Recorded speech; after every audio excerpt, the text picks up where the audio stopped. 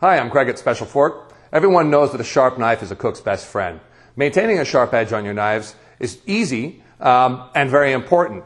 That's called honing. It's something that you want to do every single day, is hone your knife. Sharpening is a different story, and it's something I recommend you have done by a professional. People that use their knives a lot, maybe every 6 months you want to have your knife professionally sharpened. Otherwise, once a year is fine for most folks. But every time you pull that knife out, you want to make sure that you hone it. And to do that, we use a honing steel. And what we're trying to do with a honing steel is set the edge back up. We're not sharpening it. We're making sure that that sharp edge is maintained. And essentially, if you look at a knife's edge under a microscope or a magnifying glass, what you're going to see is a whole bunch of little teeth. When those teeth are straight up and down aligned, it's very sharp. As you use your knife, even just for a few cuts, as it rubs on the cutting board, as it goes through the work, you're slowly pushing those teeth over like this.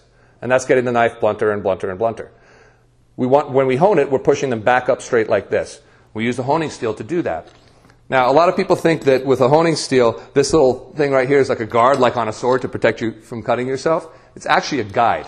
And you want to make sure that you purchase your steel the same brand as your knives. They actually match the hardness of the steel to the hardness of the knives, and every brand has a different different hardnesses of steel. So you want to make sure that you're using the same brand steel as your knife. Also, that guide is set up to a manufacturer's standard.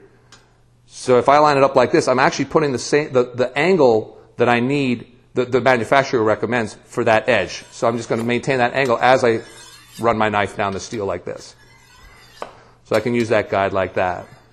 And that is pushing those teeth back in a line and keeping my edge for me. So if you're using your knife a lot, you might even want to do that. Everybody knows a butcher, every time they turn around, so they're doing one of these. Now that takes a bit of practice, but after a while you can get that down. It goes rather quickly, but you can certainly be sure that you're doing it correctly if you follow this technique.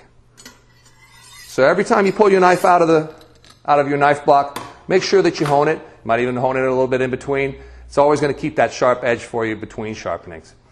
For more great tips and recipes, go to specialfork.com.